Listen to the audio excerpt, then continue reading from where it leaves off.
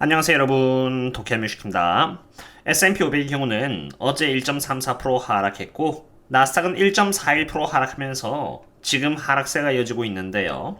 국채금리들이 급격히 오르는 가운데 그나마 주가가 이 정도로 유지하는 것도 S&P 500에 잡힌 옵션 때문인데 그건 나중에 설명드리기로 하고 먼저 차트부터 보도록 하겠습니다.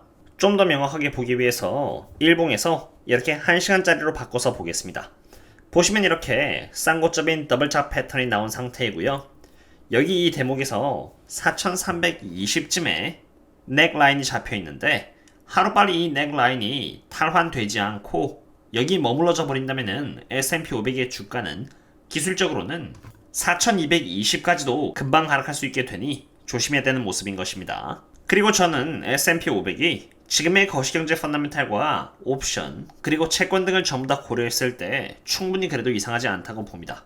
가장 먼저 오늘 테슬라와 넷플릭스가 실적 발표를 했는데요.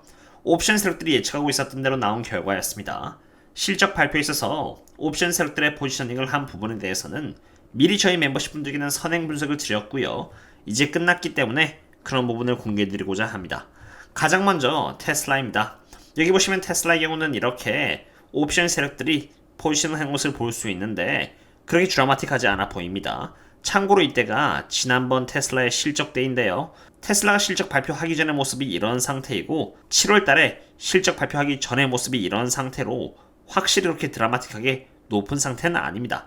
여기 이러한 부분들이 높으면 높을수록 콜과 풋 옵션들이 실적에 대비하기 위해서 미리 해칭을 했다는 것을 의미하는데 테슬라의 경우에는 그렇게 많이 해칭을 하지 않았다는 것을 볼 수 있습니다. 좀 더 확대해서 보겠는데요. 실적 발표를 하기 전에 이런 모습들처럼 implied volatility가 높아야 실적이 발표가 되면서 콧과 풀을 통해서 해칭을 잡아놓은 포지션들이 녹아내리면서 주가가 반등을 강하게 하거나 혹은 하락을 하거나 하는 모습을 보이는데 과거와는 달리 그렇게 해칭이 많이 되어 있지 않았기 때문에 옵션의 영향보다는 순전히 실적의 흐름에 따라서 주가가 달린 것입니다. 그런데 테슬라의 실적은 굉장히 실망스러웠습니다. 자동차 판매량의 경우는 모든 모델에 있어서 이렇게 컨센들보다 약했고요.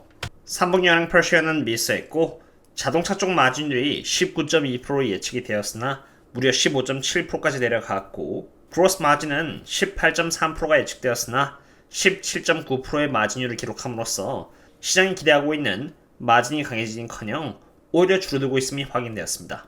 프리 캐시플로우는 대략적으로 2.6 빌리언 달러가 예측되었으나 848밀리언 달러가 나오면서 이 또한 실망스러운 모습을 보여주었습니다. 그리고 그에 따라 테슬라의 지금 주가는 무려 이렇게 7.6%나 하락하고 있습니다.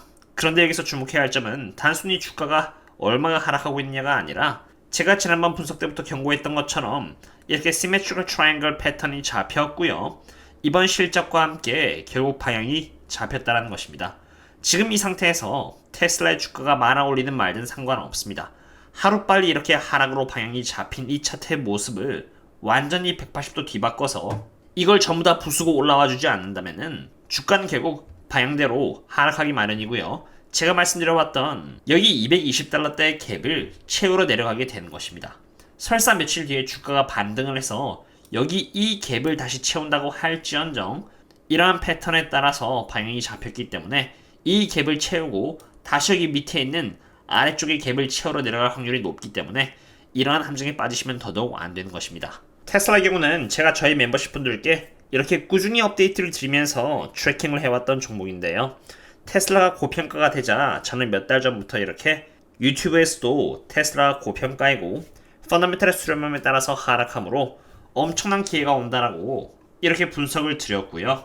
주가 하락을 앞두고 있으므로 기다려야 하며 기다려야만 기회를 놓치지 않을 것이라고 이렇게 분석을 드렸으며 마찬가지 맥락으로 곧 역대급 기회가 찾아온다라고 이렇게 분석을 드렸고요.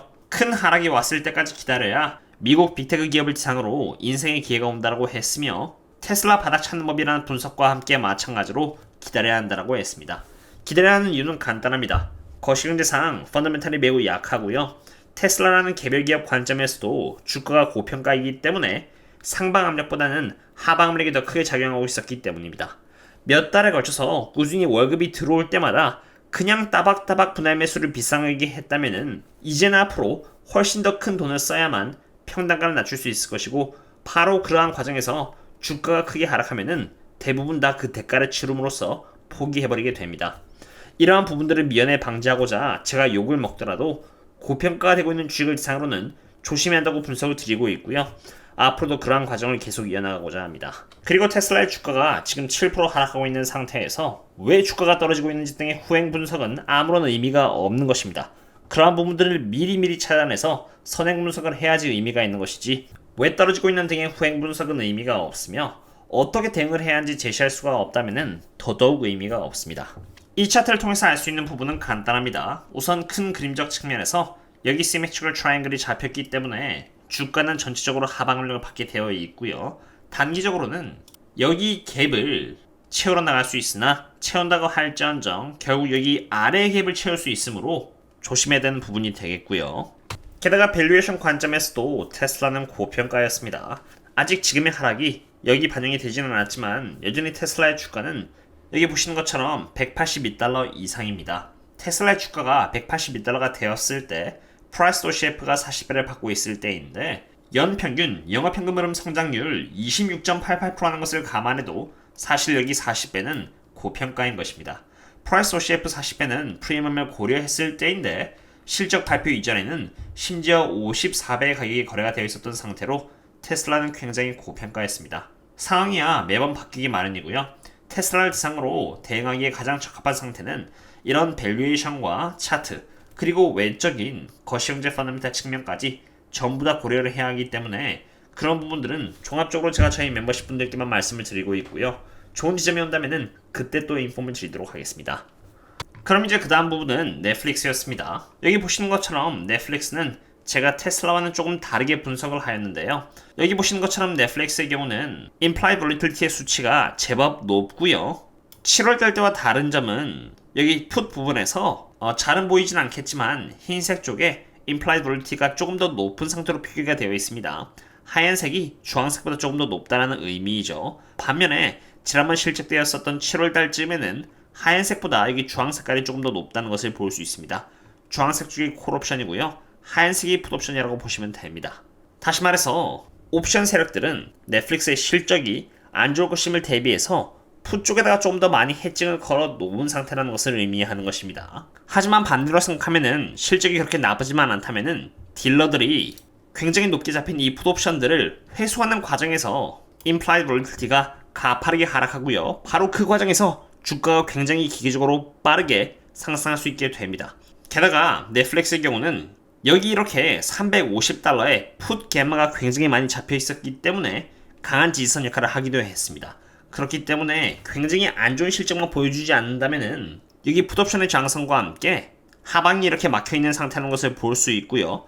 그와 동시에 실적이 나쁘지만 않다면은 과하게 잡혀있는 여기 풋옵션이 녹아내림에 따라서 주가가 강하게 반등을 할 수 있었던 것입니다. 이러한 부분을 테슬라와 비교되게 분석을 드렸고요. 실적이 괜찮게 나오자 풀옵션의 implied volatility가 녹아내림에 따라서 주가는 더 큰 상승을 해주었습니다. 개별 주식에서 너무 많은 시간을 쏟아부었는데요. 매크로 관점에서 break-even inflation이라던가 20년 채권 입찰의 결과와 그게 갖고 있는 진짜 의미 그리고 채권의 향방까지도 밸류에이션 관점에서 멤버십 분들께는 이미 다 분석을 드렸는데 시간이 없기 때문에 오늘은 옵션 포지션으로 마무리를 하겠습니다. 참고로 지금 그나마 S&P 500과 나스닥이 버티고 있는 이유는 S&P 500을 대상으로 옵션이 4,300에서 4,400에 고루고루 잡혔기 때문입니다. 하지만 내일 옵션 만기일로 S&P 500의 경우는 장이 시작하자마자 전부 다 사라져 버립니다. 즉 다시 말해서 주가는 더 이상 옵션 세력들이 가하고 있는 중력으로부터 완전 벗어나게 됩니다. 바로 그런 이유에서 옵션 만기일이 변동성이 많은 것이고요. 거시경제 매크로는 굉장히 안 좋고 반대로 원유 펀더멘탈은 좋기 때문에 성장률상으로는 조심해야 한다고 봅니다. 그럼 다음에 또 다른 분석 강의 찾도록 하겠습니다. 그럼 다음에 또 만나요. See you later.